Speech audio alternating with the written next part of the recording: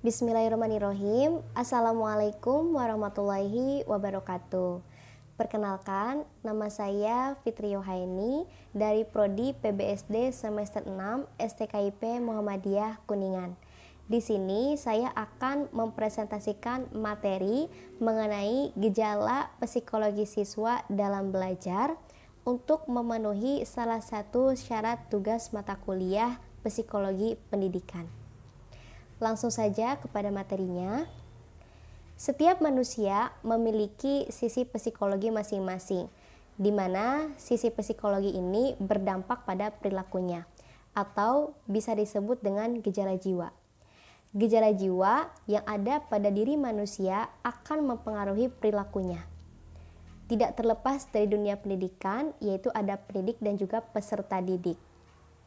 Dapat disimpulkan bahwa gejala psikologi adalah proses perubahan perilaku manusia dalam kehidupannya. Nah, ada beberapa hal penting yang harus kita ketahui bentuk-bentuk dari gejala psikologi siswa dalam belajar. Yang pertama yaitu adanya penginderaan. Menurut salah seorang ahli yang bernama Wun, penginderaan adalah penangkapan terhadap rangsang-rangsang dari luar dan dapat dianalisa sampai dengan elemen-elemen yang terkecil. Penginderaan meliputi penglihatan berupa mata, pendengaran berupa telinga, penciuman berupa hidung, pengecap berupa lidah, dan perabaan berupa kulit. Yang kedua adanya persepsi. Menurut Kamus Besar Bahasa Indonesia, persepsi adalah suatu tanggapan atau penerimaan secara langsung dari seseorang dalam mengetahui suatu hal melewati panca inderanya. Seperti contohnya, meja ini terasa sangat kasar. Berarti adanya sensasi atau perabaan dari meja tersebut. Yang ketiga, adanya memori. Setiap manusia memiliki banyak aktivitas. Semakin banyak aktivitas yang dilakukan, semakin banyak pula informasi yang mereka peroleh. Informasi yang diperoleh tersebut akan disimpan dalam memori atau otak manusia. Namun, pada kenyataannya, otak manusia itu kemampuan atau kapasitasnya berbeda-beda. Begitu pula dengan siswa, yang perannya hanya mengingat, menyimpan, lalu mengingat kembali mengenai materi yang telah mereka pelajari.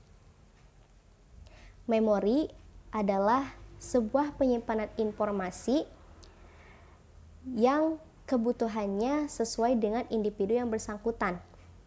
Memori juga memberi manusia kemampuan untuk mengingat kembali apa yang telah terjadi dan memperkirakan masa depan. Yang keempat adalah berpikir.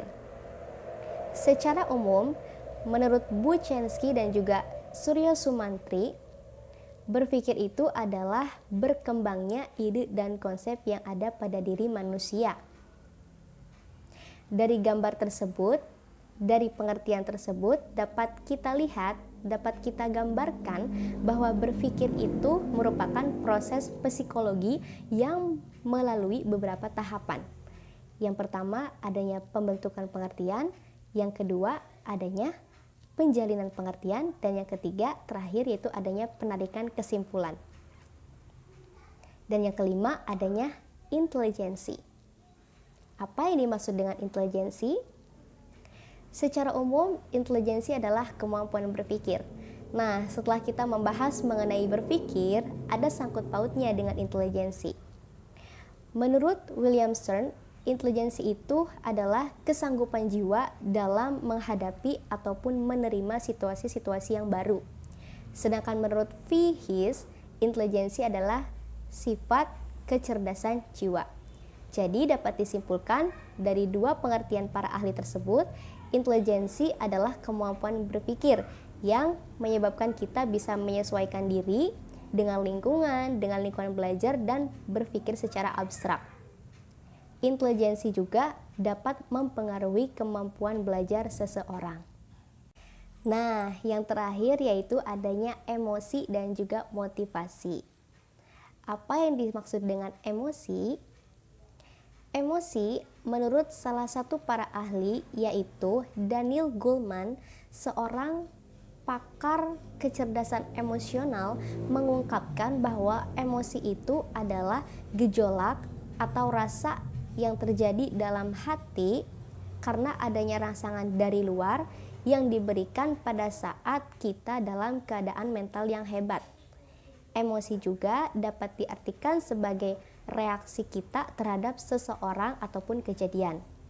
Emosi dapat ditunjukkan ketika kita merasa senang, merasa marah, dan juga takut terhadap sesuatu. Dan yang terakhir itu adanya motivasi. Sudah ada yang tahu apa artinya motivasi? Motivasi itu adalah keadaan diri siswa yang mendorongnya untuk melakukan aktivitas-aktivitas tertentu. Ada pula motivasi yang timbulnya dari rangsang luar. Seperti contohnya, pemberian reward untuk siswa yang bisa menjawab pertanyaan dari gurunya. Nah, motivasi seperti ini disebut dengan motivasi ekstrinsik.